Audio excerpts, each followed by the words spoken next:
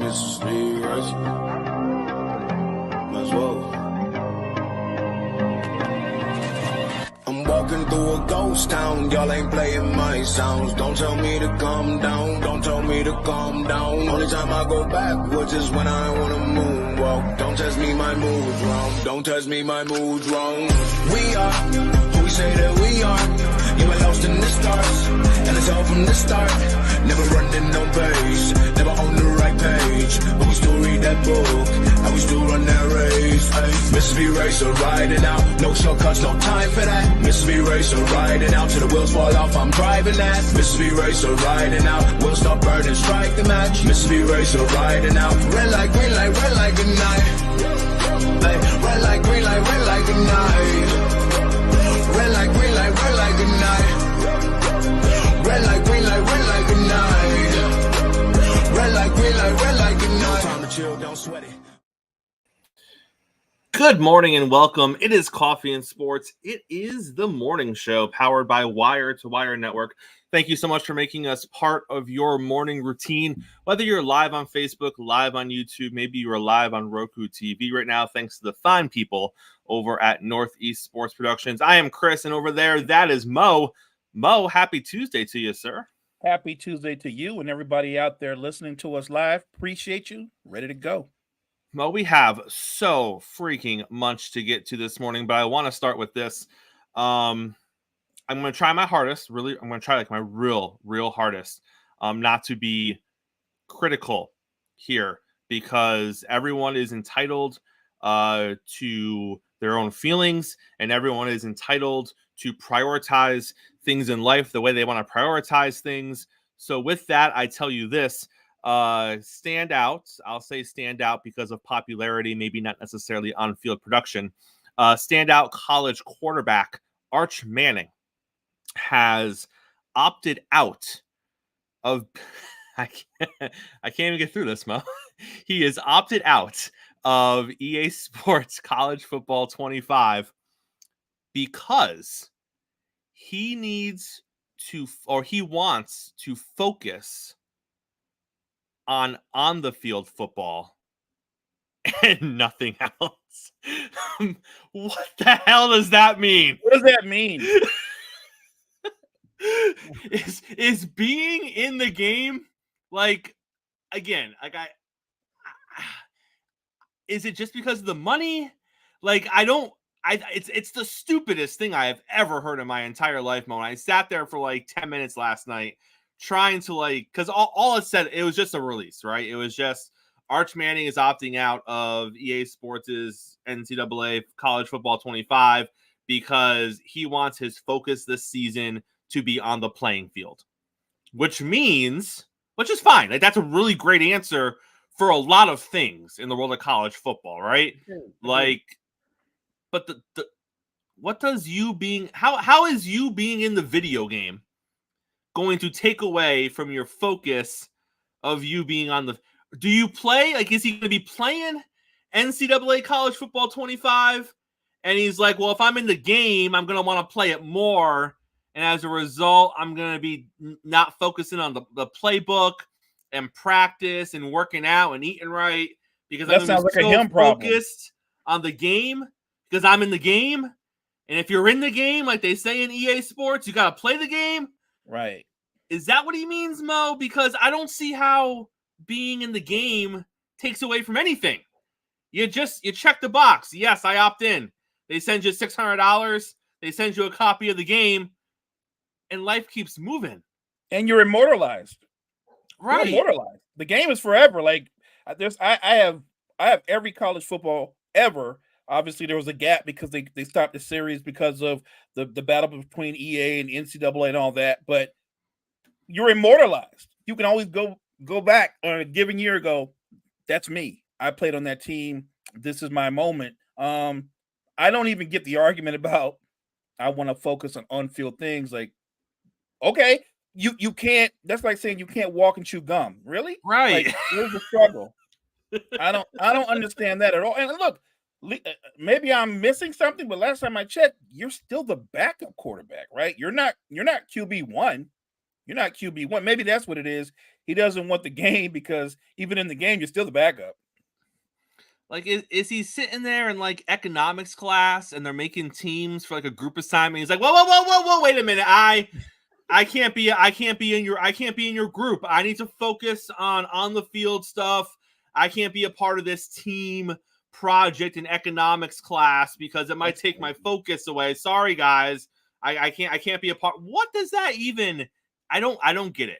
I mean, granted, he doesn't need the $600. He's a Manning. He's probably doing just fine in that regard. But Mo, while we're on the topic, this was actually on our list to talk about a couple weeks ago. We never did. When it came out that the compensation deal that was struck between EA Sports and the college athletes was what I just mentioned, $600 and a copy of the game, there was a pretty big backlash amongst some fans who look at that and say, you are a billion-dollar company, essentially, and you're going to make hundreds of millions of dollars off this video game, and the best you can do for the college athletes is $600. Now, Mo, keep in mind, when you break down the fact that there's nearly 12,000 potential athletes who could be in this game, $600 a pop, plus the $70, which is the value of the game itself, you're looking at somewhere in the neighborhood of $7.2 to $7.6 million off the top that EA Sports is going to be paying to these college athletes. But Mo, when I heard the initial backlash, my initial thought was it was pretty straightforward. Because obviously they gave them an opt-out clause. So if you don't want it, you don't agree with the money, that's fine. Say no, and you're good to go. Mo, no one's not going to buy this game because someone opted out. Right? That's facts. There is no one player in college football right now. I don't care who it is. You can give me any name you want. Caleb Williams is probably the number 1 draft pick. If he wasn't in the game, no one's not going to buy the game. Maybe Caleb Williams' family won't buy the game. Maybe.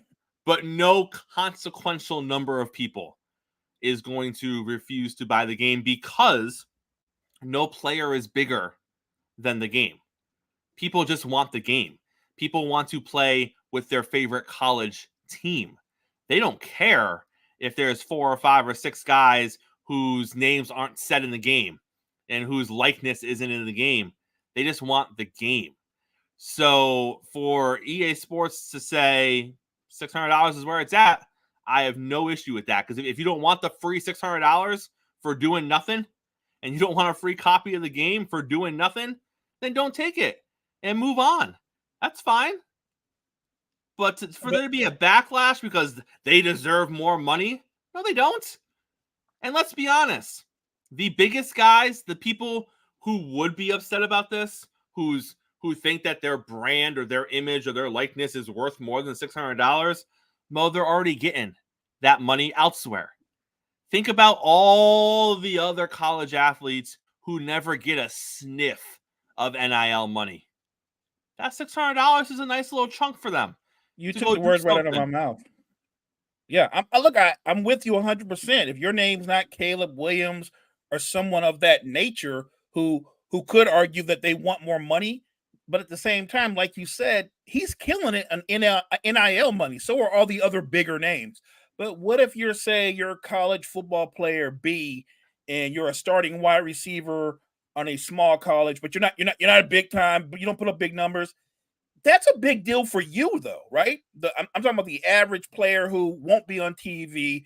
It won't be a high draft pick. That's a big deal for them. The $600, the free game, because most of them do play the game to be immortalized in the game, where you can say to your friends, family, "This is me. I'm playing as me." Remember, the great thing about the college football game that I remember is you do represent your team. You involved in it. It engages you because of your favorite college team, not your favorite college player, because guys are one and dones. My favorite aspect of the whole game actually is the recruiting part. The whole thing about recruiting and trying to get put together a great recruiting class and things of that nature. So the idea that guys are going to opt out I'd like to see how many guys are actually going to do that, because I think they're going to be few and far between that do that. Because, like you said, $600, the game for free, immortalized forever.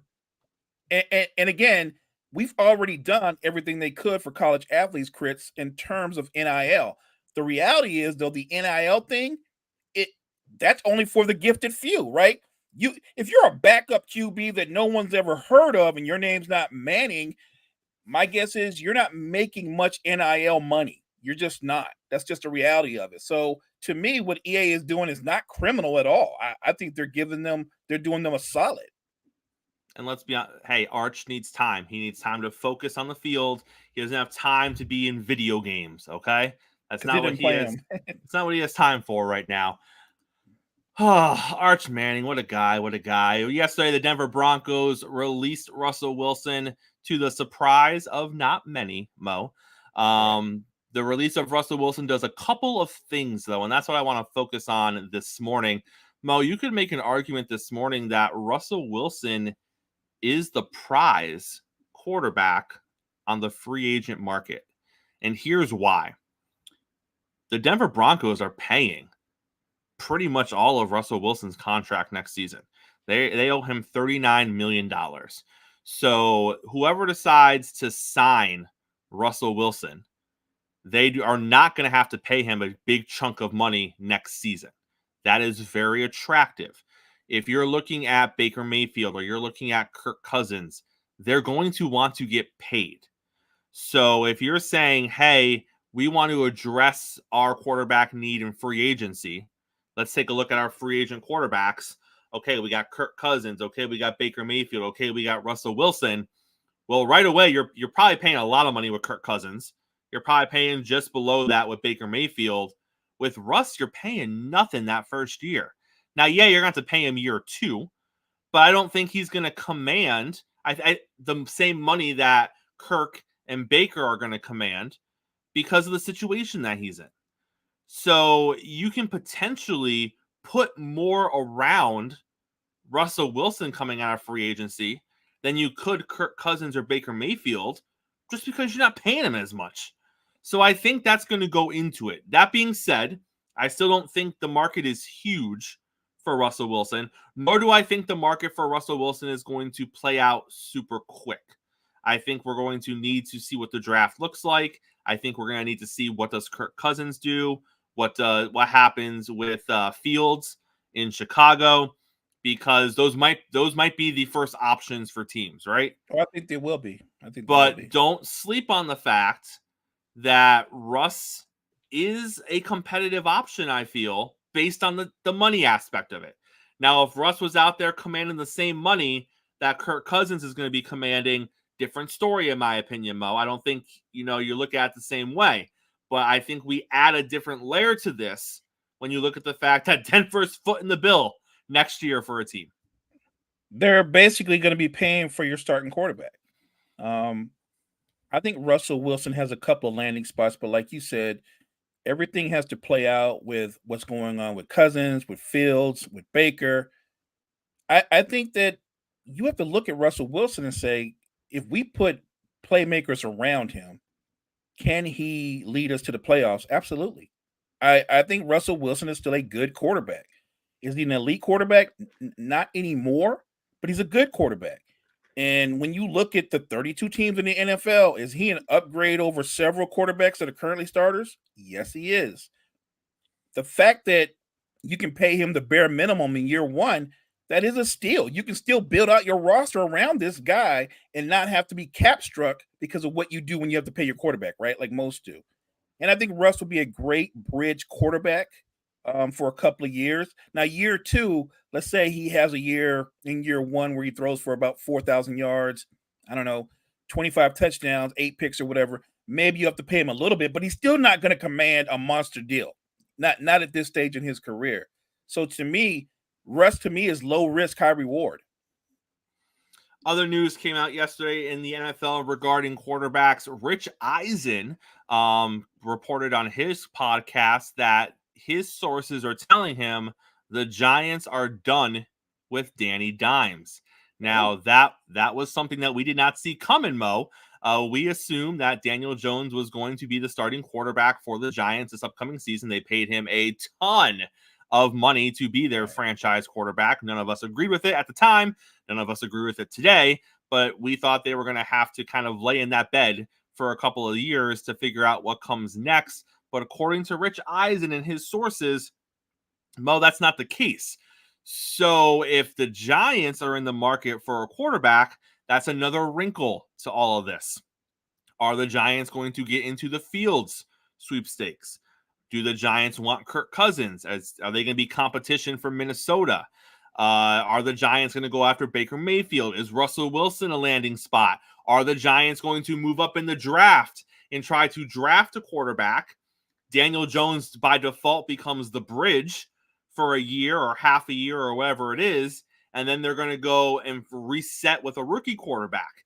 The Giants, I believe, and I don't have it in front of me, they're somewhere in the top half of the draft.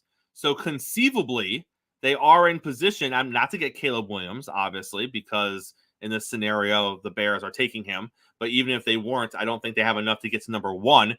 But they certainly have enough to get the second, third, or fourth best quarterback in this draft class. And most are predicting, Mo, that 5 quarterbacks are going to go in the first round. So if you're the New York Giants, you can definitely get one of those, most likely. So it's interesting to see that maybe Danny Dimes won't be the guy next season, Mo. And very much like the Russell Wilson situation, the Giants are going to eat a lot of money. They're much money. A lot. They're going to eat a ton of money as well. So if they move on for him, that's a lot of dead money that they have to eat as well. Look, I don't think Daniel Jones is a franchise quarterback. I never did. I'm not saying he's not an NFL quarterback. There's no question that he is. But I think that when you look at what he's done and the deal that he got, I just don't think he's worth the money going forward. I think the Giants, in the market that they are, they need to get a guy that you can look at objectively and go, that's the guy. That's the guy that can take us somewhere else. To me, Daniel Jones is Joe Average's in terms of what he is overall as a quarterback. Also, big news coming out of the NFL yesterday, Jason Kelce retires. Very emotional press conference that he had yesterday. Really recapping his entire career. He went through it all. He went through high school. He went through college. He went through the pros. He took the time to thank everyone that impacted him personally, that impacted his career. He talked about athletic trainers.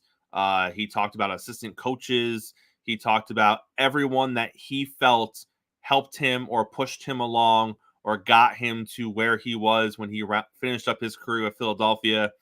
At times, tough to watch. He was very emotional. He struggled to get through it. I couldn't turn away. But very raw, very real, very touching.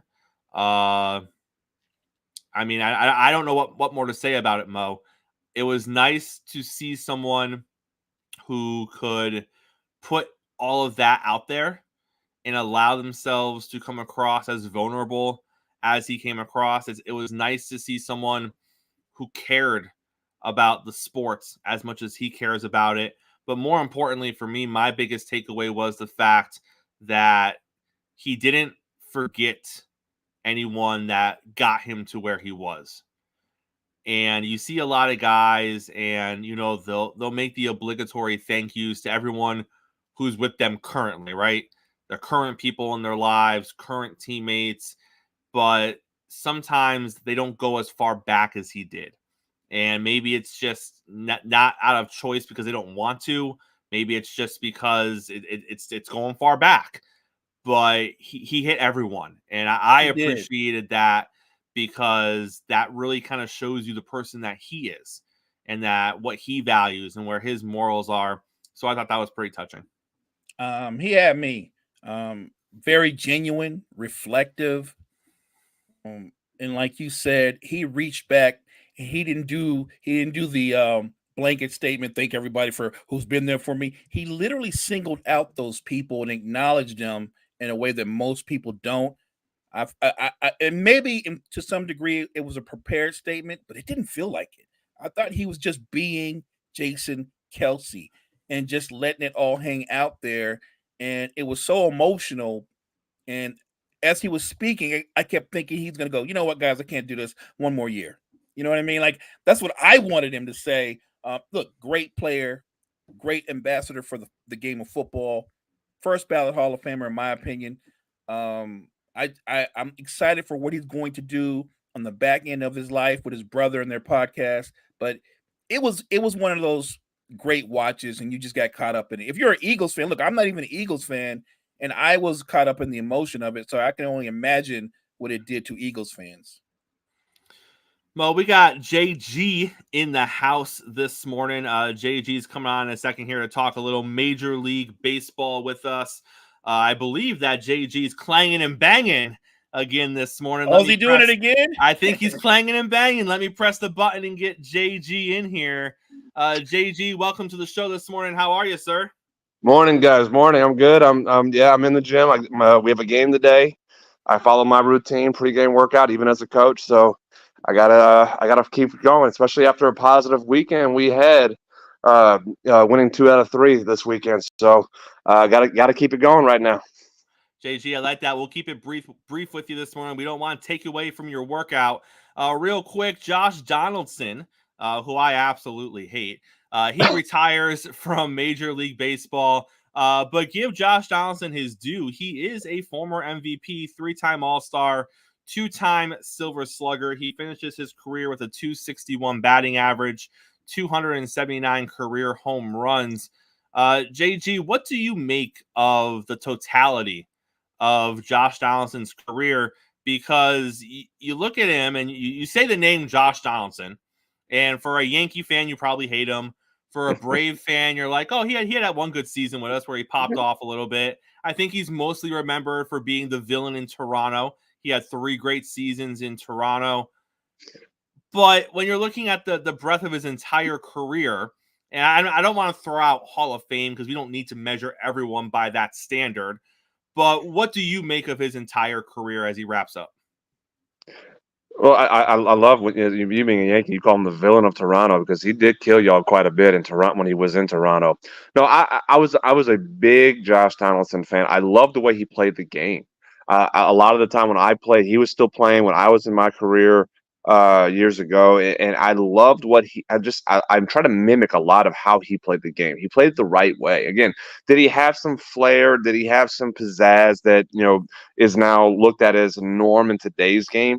Yes, he was a little bit ahead of his time in the generation of what we view baseball players. He brought this. Again, he had the Viking Mohawk look for a while when he was in Toronto. But he's a really solid ball player. He was really good for a good portion of time, and we forget he was still really good in Oakland. We only really remember how good he was because of the MVP season, because of the playoff appearances that he had in Toronto. We only remember him really that portion of his career, but he was actually doing it really well in Oakland to get that opportunity to do what he did in Toronto. He rediscovered his career in Atlanta. He had a really good season in Atlanta. Loved him for what he did in Atlanta. And then as the age caught up to him, and injuries started really catching up to him in Minnesota and in New York as well, and it kind of just spiraled out to where we are today in him retiring. But I really liked him as a ball player. And I'm glad he's doing it on his terms, retire now and just be and sail off into the sunset. But again, a good ball player. Again, Hall of Fame, no, he won't be a Hall of Famer. But as you said, we don't need to judge everybody by Hall of Fame status. We can look back and say, you know what, he had a really good career. He did a lot of good for the game as far as just, again, the attitude of players today.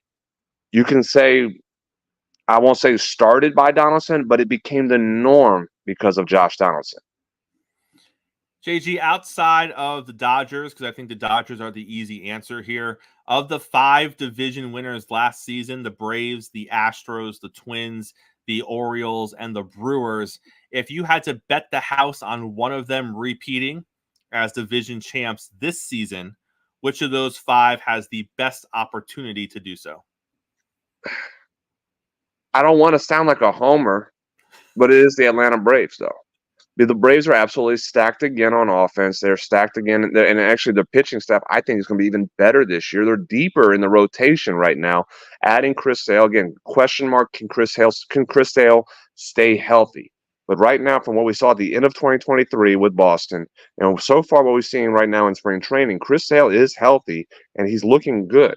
That is the wild card for the Braves pitching staff is Chris Sale. Again, you have the young kids. Who's going to be that fifth starter? Is it going to be AJ Smith-Shawver? Is it going to be Bryce Elder? At the moment right now, it's looking like Smith-Shawver is going to take that fifth spot. Charlie Morton's health is going to be a big question mark too. Can he stay healthy and be effective? But as far as just top to bottom talent wise, the Atlanta Braves are the best team in baseball, talent from batting order and pitching staff. So and they've ran away with this division, I believe, 3 of the last 4 years. And I know the 1 year was they tied with the Mets with the best record, and they had a tiebreaker with them 2 years ago. But they've ran away with this division despite the lack of. And I'll throw it out there because I know Gene is listening, and I'll make sure it's noted. Despite the lack of postseason success we've had against the Phillies, this is still the most talented team in baseball. They are still the deepest team in baseball. And right now, they have not. Nobody in this division has shown that they can contend with them in the regular season. I'm giving out there regular season, Gene. So don't come after me. But in the regular season, this is the best team in baseball. So right now, they have the best chances of repeating. Gene agrees with you. He said that the Braves are built for 162, that they're a very deep team. He said that, and I know you can't see the comments, but he said that in the comments this morning. JG, last thing for you, and I pulled it up because I'm throwing this at you. I have no idea because I know you don't have a computer in front of you, so I have no idea if you're going to be able to rattle this off the top of your head. Talk to me a little bit about whether or not the infield depth for the Baltimore Orioles is an issue. Because if you look at I'm going to tell you, I'm going to throw some names at you. If you look at what they have in their infield right now, there are people in Baltimore who are a little concerned, not because they don't have enough talent, but because they're wondering, where are we going to play all of these players? Because it's a little crowded in the Orioles infield. So at first base, you have Mountcastle and you have O'Hearn behind him. You also have Anthony Santander, who has done some stuff at first base. Second base, they have Westberg and Holiday listed there. They still have Roman Urias and Jorge Mateo, who can play, I think, all the infield positions. You have Gunnar Henderson hanging around. You have Jorge Mateo, who I think I already said. And you also have Nick Matan. So you have all these people that have gotten valuable playing time the last couple of years with the Orioles at the infield positions. Is this an issue for Baltimore? Is this just good depth for Baltimore? Do you think Baltimore fans are looking at their team and thinking a little too highly of them, and it's not really that overcrowded? They just like their players more than most? Hey, you didn't even mention Jackson Holiday, did you? I forgot Jackson Holiday. Yeah, he's like 19, isn't he? He's a stud. And he'll be in the big leagues at some point this year. It's a matter of when, not if, in 2024. He's how well he played in the minors last year, and being the number one prospect in all of baseball. He's on his way too. And that will no, this is not a problem. This is not. I guarantee you, a lot of teams would love to have too much depth in the infield, and it's just now finding the right combination. Because at some point, as I said, when Jackson Holiday gets called up, he's the shortstop. He will be the shortstop of this team. That's going to make Gunnar Henderson move to third base, and you're going to have one of the best left side of the infields in baseball between those two. I mean, talk about rivalry. I'm trying to think. I know you could probably look at it and say, from what Jeter and A-Rod in New York, when you had those two, basically two shortstops playing the left side of the infield, that's kind of what they're going to have with Henderson and Holiday over there. It's two young studs that are absolutely that are good at what they do fielding wise, and they're going to be on the left side of the infield. This is not a problem. This is not a problem. At some point, because here's the reason why I say this too. At some point, they're going to need to make decisions on who's going to be who's going to stay, and you're going to make some moves, because too much depth is not a problem, but too much depth has to be handled. And in that case, it's a trade. Well, guess what? The Baltimore Orioles probably will need a little bit more still, despite trading for Corbin Burns. Pitching. You can use one of those guys. You can use one of the depth pieces and go get you another starting pitcher, or go get you a relief pitcher, a stud relief pitcher to put in the bullpen, and make your rotation, or make your pitching staff even better. So I know this is not an issue for Baltimore. This is a luxury, and you do not complain about luxuries. Gene in the chat said you don't think they'd move Gunner to second. No, because it's put it this way: if you're a shortstop, you're so comfortable on the left side of the infield that you want to be able to stay that way. Same thing, like Cal Ripken Jr. didn't move to second base when they moved him when he switched from shortstop. They moved him to third base. A-Rod, same thing, went to third base. You see more guys who have the body type that Henderson's a bigger guy as far as shortstop wise. You want to keep him in a position where he's comfortable as far as on the left side of the infield. He's got the arm strength too. With that kind of arm, you don't want to put him at second base. You're almost pigeonholing him, putting him at second base, where you let him use his athleticism a whole lot more over on the left side at third base, and I think that's what they'll do with him. JG, always a pleasure. Good luck with the games this week, sir, and we'll see you next time. JG. Appreciate you. As always, guys, I appreciate it. Mo, always great having JG here on the show in the morning, clanging and banging, taking time to talk baseball with us. Love it, love it, love it. This next segment, Mo, is brought to all of you, actually, by the fine folks over at Sports Empire Network. We're going to talk a little NBA. LeBron James is always in the headlines. He's always doing something. But sometimes he does great things. Sometimes he does historic things, and he just scored 40,000 points. And it's funny, Mo, because LeBron hits 40,000. So what's the conversation for the next week? Well, who else can get 40,000? Why are we already trying to put someone up there with LeBron? And of course, no time soon. The guys they mentioned are all long shots. I saw someone like, well, if KD plays 6 more years, stop it. Stop it. I'm gonna go out on a limb, Chris. KD will not play 20 years. Or if he or let me put it this way, and I'm not trying to be harsh. If he does, he won't play it at the level LeBron's playing it at. And then, they're like, well, Luka. Well, yeah, if Luka averages, 30 a game for the next X amount of years, oh, by the way, he's never played 70 a season but one time. And then people are like, oh, well, Wemby, if Wemby averages 34, he's never going to average 30. He's not. Guys, knock it off. But it's interesting, Mo, because when LeBron does LeBron things, they put a microphone in LeBron's face, and then LeBron says LeBron things. And one of the LeBron things that LeBron said while talking about his accomplishments and reflecting on his career was that he never thought he was going to be in this spot. And of course, he had the follow-up question is, well, what do you mean by that? And LeBron reflected back to 2003 and when he first broke into the NBA fresh out of high school, and all of the hate that he received, all of the negative publicity, all of the detractors who came out of the woodwork saying LeBron was never going to make it, Mo. Now, I know it's 2024, and we got to jump in the way back machine to go back to 2003. I was still in high school in 2003, Mo. I wasn't a huge basketball guy back then, but LeBron was obviously national news when he was still in high school. Before he even came to the NBA, we were seeing LeBron James footage because we knew he was coming. Mo, aside from other high school players who had to play against LeBron, who had an opportunity to be interviewed by people because they were trying to get a touch of greatness and they couldn't get to LeBron. So they talked to the 16 or 17-year-old that LeBron just mopped the floor with, who, by the way, they were a little salty. Aside from them, I don't think anyone had anything negative to say about LeBron James coming into the league because he was literally being positioned as a phenom. He was literally coming into the league as a guy that literally the ceiling is the sky. This could be the next MJ. This could be the biggest thing basketball has ever seen.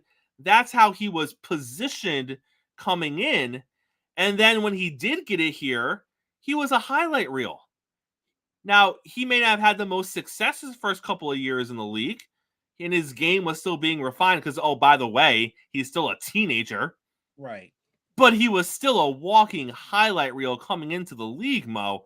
So I'm not sure in 2003 And again, we're not LeBron. Maybe he was hearing noise. Maybe people were in his ear. I have no idea. But if you're looking at it from a national media sense, I don't think people were hating LeBron as he came into the league. Gene points it out in the chat. Gene was saying that people are saying he wouldn't live up to the hype. Sure. I'm sure there are people saying that he wouldn't live up to the hype because he was super hyped. And doesn't that go against everything LeBron just said? When you are as hyped up as he was, people are literally saying you're the next gift to basketball. Right. There's always going to be the other side that says, well, he's good, but he won't be that good. Right. So I don't think that's people hating on you per se. I think that's people thinking that you're not going to be better than Jordan. Because I'm sure at that point, there were probably a few other people that people thought he could be as good as Jordan, and they weren't. So, sure, if that's what he was talking about, if LeBron came in and he's reflecting back and he's saying that people said I wasn't going to be as good as I was, people are saying I wasn't going to be as good as I am. LeBron, no one knew you were going to be. Maybe you did. Fine, not maybe. You probably did. You probably honestly believed you were going to be this great. Good. It's not my fault if I didn't think that, because why would I? You don't think you're going to be that until you see it. And then once he started showing us, which, by the way, happened pretty quickly, Mo, then you're like, oh, okay. All right. The hype appears to be real. Got it. I was impressed with him when ESPN had him on had them in prime time, a high school basketball game. Yep. That was the first time I actually saw him. How many times has that happened? And right. And I came away impressed. I saw his first game, and I know a lot of people did too, when he played against Sacramento. And he seemed like a man amongst boys then, and he was raw then. And you can say, because look, if people dislike LeBron, I think a lot of times they dislike him because he just says things that he's sometimes his own worst enemy. Like his play, if he just let his play speak for him, his play would close the argument. Just his play, but he can't resist saying things like this. Like, remember, he got a $90 million deal with Nike before he set foot into an NBA arena. That's not hate. That's you're going to be that dude. That's what they proclaim you to be. That's what they think you're going to be. Now, I'll be honest. I was one of those people like, this kid is incredible, but I don't know what he's going to be. I have to wait. I have to watch and see. But that wasn't hate. That was me going, I need to see it, right? That's what we do. We need to see it. We were just talking about Wemby. People love Wemby. And I think Wemby's going to have a terrific career. But LeBron literally lived up to the hype. What if his peak literally is what he is right now? So, you know what I mean? Where people are going to go, oh, he's going to be so much better than that, Mo. This is just year one. And yet, what if his peak is he's a guy that's going to give you, let's say, 23 points, 12 rebounds, and 4 blocks a game, which is nothing wrong with that, by the way. Those are terrific numbers. But what if that's his peak? Is he a disappointment? Not to me. I think he's still a terrific player, but he's not a transcendent player. When you start using words like transcendent, LeBron was called transcendent in high school. And to his credit, like you said, he probably believed he was at the time. He's lived up to all the billing. But I think the same way Michael Jordan used to generate these fictional enemies in his head to get himself motivated for games, LeBron does that to a degree too. Like the idea that everybody was rooting for me to fail when I came out. Like you hadn't built up the reputation. You hadn't become LeBron James. And if all the Jordan lovers out there, they didn't hate you then. Now, maybe 8 or 10 years into your career, they were like, I don't like that guy, right? That's different. That's them maybe feeling insecure and that their guys being threatened or whatever, or Kobe fans didn't like you because they thought you were leaping over Kobe. But as a rookie, I don't think anybody was rooting against him. I know I wasn't. I've always been of the opinion, when you tell me that a player is the next big thing, I want him to be that. I want him to be that because it's good for the league going forward. It always is. I remember when Shaq came out, Chris, and all the hype that came with Shaq, and he lived up to it. He was bigger than life on and off the court, but he lived up to it. Kobe wasn't as highly touted. We knew of him, and he came out with a lot of swagger and stuff, but the Lakers brought him along slower. But when he did explode, we gravitated towards him. I think LeBron always had this gravitational pull, Chris, from high school till right now. And I think that sometimes, as confident as he is, as accomplished as he is, I think sometimes still he can be a little insecure about his place in history. And he doesn't have to be. You have vaulted yourself to a place where there's no shortage of people who truly believe that you are the best player that ever set foot on a basketball court. Mic drop. That's how good they think you've been, how great you've been, and you're still playing at a high level year 21. There is no need to be concerned with haters, man. Like you've won. You've already won. You're a 4-time NBA champ, 4-time Finals MVP. When it's all said and done, LeBron James will be not just top 5, Chris. He might be top 3 in multiple statistical categories. And as far as the scoring title goes, the all-time leading scorer, I'm going to go out on a limb. LeBron James is going to be the all-time leading scorer for a very, very long time. Like Kareem held it for 30-something plus years. I think LeBron's going to hold it for at least 50. And Mo, let's not forget his first couple of years in the league, he didn't play on good teams. Correct. So Correct. literally he was this budding phenom, this 19-year-old, 20-year-old kid that was taking the league by storm, playing in Cleveland, Ohio. They didn't make the playoffs his first couple of years. I don't think he made the playoffs until year 3. Correct. So you're literally looking at, and this is the story, right? You're looking at, and you're like, damn, he is pretty good. It just sucks that he's not going nowhere in Cleveland. He's never going to win a title in Cleveland. Right. And then he makes the playoffs year 3. Obviously, they don't win one. And then the next couple of years, he goes, to the playoffs of Cleveland. They don't get there. So you're looking at like, man, like he's such a great player, but he's stuck in Cleveland. He can't get it done in Cleveland. They're not hating him yet. At this point, you're like 4 or 5 years into his career, and he's just that really good player that plays on a team that no one thinks is going to win a title. He was amazing, right? So, and I never held it against him, Chris, when he lost to Boston, because I was like, it's LeBron versus KD, Paul Pierce, and Ray Allen. Not a fair matchup, right? So I didn't hold that against him. I think to me, and I'm not an expert, I don't proclaim to know everything about the NBA. I think the hate kicked in the year that he did the decision, right? I think he had every right to leave Cleveland. He wanted to win. At that time, he definitely wasn't going to win in Cleveland. And he makes a decision. He goes to Miami, and he becomes somewhat of a villain. And I think that's when it kind of went into hyperdrive, the hate, because they were like, oh, look at this stacked team, and they wanted to root against he and Bosh and Wade and the whole 9. And I think that's when it kicked in.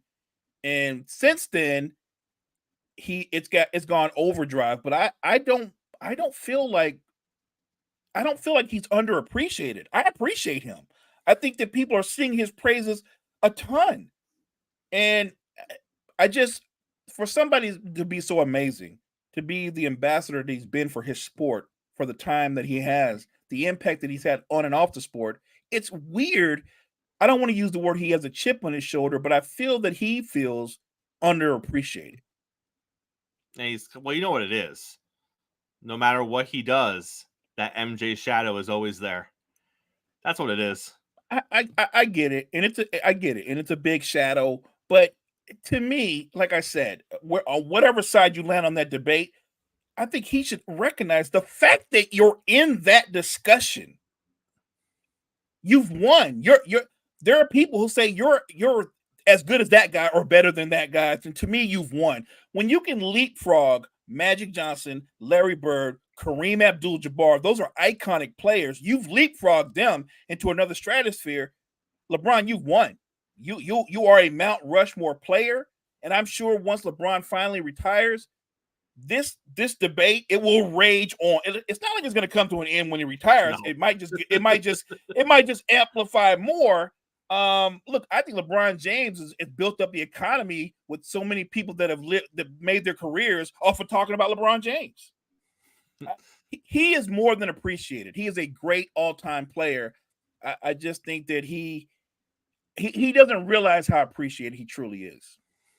If you're not in our chat right now, we got Gene, the 76ers fan, taking shots at Cottrell, the Cavalier fan.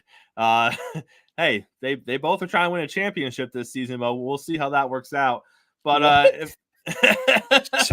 shots are being fired in the chat. Wow. Shots are being fired in the chat. Listen, if you're not checking out the great content over at Sports Empire Network, make sure you are doing that. They got a lot of great things going on over there. But Mo, I want to pivot back to the NFL right now. What the hell is going on in Baltimore? So news came out this week that the Baltimore Ravens and Odell Beckham Jr. are likely going to be parting ways. No surprise there. I'm not saying that Baltimore needs to retain Odell Beckham Jr. But the second side of that story is that Michael Thomas might be on a collision course to join the Baltimore Ravens. Yes, the same Michael Thomas who used to be one of maybe a top 10 receiver in the league, top 15 receiver in the league for a couple of seasons with the New Orleans Saints. It's the same Michael Thomas who can't seem to stay healthy. The same Michael Thomas who can't seem to get through a season anymore. He appears to be lining up to potentially join the Baltimore Ravens. And Mo, this seems to follow this pattern that the Ravens do. Just let me throw some names at you. This is since 2015. Odell Beckham Jr., Sammy Watkins, Deshaun Jackson, Willie Snead, Des Bryant, Michael Crabtree, Mike Wallace, Jeremy Maclin, Steve Smith. With the exception of Steve Smith, every name that I said before him are people who are at the tail end of their careers, who joined the Baltimore Ravens and didn't do much. Why are the Ravens continuously trying to bring in receivers at the end of their careers, thinking they are going to find a diamond in the rough when you literally have other teams in the league? Look at Puka Nacua. They're literally finding top-tier wide receivers in the 3rd, 4th, and 5th rounds of the draft. Not the Ravens, though. The Ravens are just going to keep bringing in these names that did it, 5, 6, 7 years ago, and that's going to be the answers for Lamar Jackson. Well, they are names. They're names, all right. Yeah, but the thing about Michael Thomas is, though, at his peak, he was great in between the hash because he was physical and he could beat you at the point of attack. But this version of him, one, he was never a speed receiver. He's not running away from anybody. He's not. That's not what he was. But this version of him is even worse. Like the version of Des Bryant that the Ravens got, I would say is probably going to be better than the version of Michael Thomas that they get. I mean, he's just hurt a lot. If he can stay healthy, I mean, Cottrell pointed out in the chat, he's still young, but he has to be able to stay on the field. He's young in age. His body's probably like 10 years ahead of the rest of them. Like his body don't say he's young. His body says we're about done. We're about done. What do you think of maybe they should trade for Ayuk? He seems to be on his way out of San Francisco. It doesn't really help my situation, but sure. Yeah, I can see that, but that doesn't help me any. But yeah. Speaking of your situation, you guys welcome Coach Staley. Brandon Staley joins the San Francisco 49ers not as the defensive coordinator, but as the assistant head coach. Now, I didn't know that Mike Shanahan needed an assistant, and I'm sorry. I'm just picturing Brandon Staley getting Mike coffee. I'm just picturing Brandon Staley making copies of the game plan before the meetings. Like, we know that Shanahan, if you look at all the coaches in the NFL, he is known as one of the most uptight, biggest egos. Oh, yeah. I'm the guy. I'm the smartest one in the room. If anyone doesn't need a number 2, it's Shanahan. And I keep saying Mike, it's Kyle. Shanahan does not need a number 2. But yet, here we are, Mo. Shanahan decides, I'm going to bring in Staley to be my number 2. Let me ask you this. Is this the built-in game plan for if the defensive coordinator situation goes south 5 games into the season? Is he essentially hiring another defensive coordinator to have on the staff in case things go wrong? I feel like that's exactly what he's doing. And he's going to bump Staley from assistant head coach down to defensive coordinator?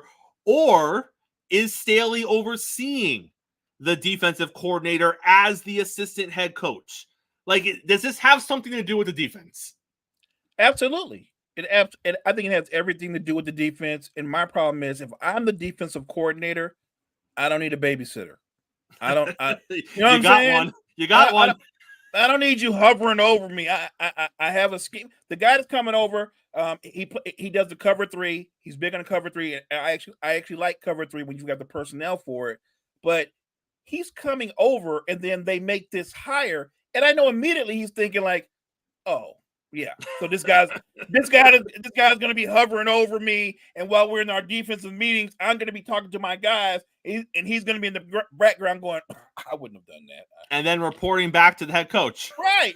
He's going to go right back to Shanahan. He goes, "I don't know. It looked like he's doing a lot of the things Wilkes was doing. I'm just saying. Like, come on, man. Your success starts top to bottom. But I think that hiring him as an assistant head coach, whatever you want to call it, but at the end of the day, he will be overseeing the defense.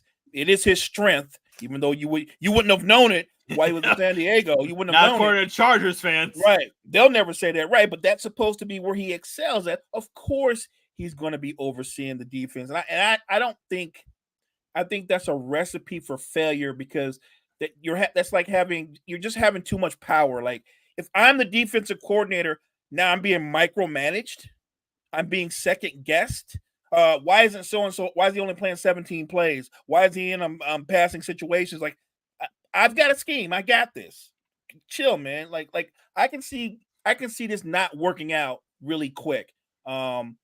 Maybe even with the defensive coordinator stepping down, because I really feel like Shanahan was like, if it doesn't work out, we'll just get rid of him like we did Wilkes, move you in. Like, it's doing too much. If it ain't broke, don't try to fix it. I didn't think Steve Wilkes did a great job in the postseason because we just gave up a ton of points. There's no argument. But if you look at what they did during the course of the regular season, they were a solid defense. They were a very good defense. You could have complained. You could have said they could have done better. I understand the firing, but I don't know that he needed to be fired. You know that Shanahan walked into Lynch's office and was like, "Oh my God, I have the greatest idea. Here's what we're gonna do." and here it is. We're not gonna call him a babysitter. No, it's dumb. We're gonna call him an assistant head coach. But wait a minute, I just want you to know he's not gonna do anything for me. He has no power over me. Right. He's just gonna get the coffee for me. Really, what he's gonna do is make sure that defense stays in line. And here's the best part: if it doesn't work out with that other guy, I'm just gonna push him over. Beautiful. And Lynch was like, "I love it. Kyle approved. I love it." Right. Jesus, man. Like I alluded to earlier, Mike Evans is staying in Tampa Bay, 2-year deal. We didn't think this was going to happen. Mike Evans got a lot of teams connected to him when he apparently was going to be leaving Tampa Bay, but he chooses to stay in Tampa Bay. It's a short deal. It's a 2-year deal. He gets a good chunk of money per year, Mo. A good chunk of it is also guaranteed. So you would have to think they're going to bring back Baker, because the thought process was, well, man, if they lose Mike Evans, do you bring back Baker with less weapons? He clearly had a better rapport with Evans than he did Godwin at times. Although, and I know this because Mike Evans was on my fantasy team, later in the season, Godwin got a lot more damn balls thrown to him. So all those people out there who think that Baker Mayfield did not have a good rapport with Godwin, go watch those last 5 or 6 games, because he was feeding Godwin. Because I was sitting here on my phone being like, can we just throw the ball to Mike Evans? The dude's got 3 catches for 45 yards and a tutty. I like the touchdown, but Godwin's over here with 9 for 86. I would take the 9 for 86 because I need the points. So clearly he does have a little something with Godwin, but you know how it is, Mo. When you got a number 1, sometimes it takes some shine off of your number 2. Look at Tyreek Hill and Jalen Waddle. Jalen Waddle's production dipped a little bit because of Tyreek. It's going to happen. But I have to assume, Mo, Baker's going back to Tampa, right? Look, I think they're tied together. The fact that they brought Evans back, that made me think this is going to go hand in hand, right? You could have questioned whether or not Baker was coming back had they let Evans go, but the fact that they're bringing him back, I have to believe that's tied directly to Baker Mayfield. Which, by the way, Tampa Bay, I think you're making the right move, bringing the gang back together, like you just said. When you've got Mike Evans, I just like the fact that they have a rapport. Baker, to me, I think they got their guy. I'm not talking crazy like he's top 5, but can Baker Mayfield lead your team on a run and take you into a deep playoff run? I think he can.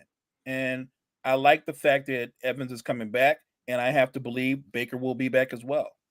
And you have to imagine it's a 2-year deal because Evans is looking at the quarterback situation, and he's not going to sign a long-term deal because maybe he knows Baker isn't going to be here for the next 5 or 6 years. But maybe he's looking at it saying, Baker's about to be 30. He's got at least 2 good years left in him. Sure. I'll sign up for 2 years, and let's see where we are 2 seasons from now. And if we had some success, we win a couple more divisions. Maybe we get to an NFC title game, or we win a couple playoff games. Maybe I'll sign for 2 more. You know what I mean? Like, it's not out of question. I like what he's doing. He's showing respect to the team that brought him this far, and that he's had all his success with his entire career. And he's going, I'll give you 2 more. I'm not going to give you 4 or 5. I'm not going to lock in when I have no idea what the future is 3 or 4 years from now. But you have to imagine, yeah, we're going to bring Baker back. Okay, I'll do 2 more years with Baker. I'm perfectly okay with that. I like that trio: Godwin, Evans, Baker. Yeah, so I'll sign up for more of that. I actually think they'll be that much better this year. That was year 1. They'll be that much better this year. I think their timing will be a lot better. I think they'll get off to a faster start next season. So I love it. And look, you're right. Mike Evans is being smart. He's saying like, yeah, I'm not going to give you a long contract, because what happens if you guys get rid of Baker? Like, I don't care how good a receiver you are. If your quarterback is average or below average, that directly impacts you. And don't forget, they got a nice running back over there too. They got Rashid White. So they got some playmakers on the offensive side. Just kind of reload, add some pieces here and there. And I think, and don't forget, it's a bad division. And maybe that all changes if Justin Fields goes to the Falcons. But where things stand right now, it's not a good division. So I like the idea of Evans staying for 2 years. I like the idea of them getting Baker back, assuming that's the route they go. I'm still on the Baker train. I'm there too. We're on the Baker train. Sign me up. Sign me up. We're there. We're handing out buttons as you come aboard. That's where Mo and I are. Hey, we run the Baker train on the weekends. Mo, great show here. Close us out, sir. Thank you guys so much for everybody that tuned into Chris and I Live. Thank you so much for everybody in the chat. We appreciate your support. Hey, when you guys get a chance, when you go to the Wire to Wire Network, give us a listen again, give us a like, a sub, a follow. We appreciate your support. We appreciate you. Wire to Wire, check us out. Hey, make sure you're here same time, same place tomorrow. We got the NFL genius himself, Gene from Wire to Wire podcast, coming on to talk to us about the National Football League. Maybe Justin Fields will be a Falcon by tomorrow. That would be great for Gene. We're also going to have Will in the house to discuss a little NBA stuff, all of that and more. Coffee and sports. It's the morning show powered by Wire to Wire Network.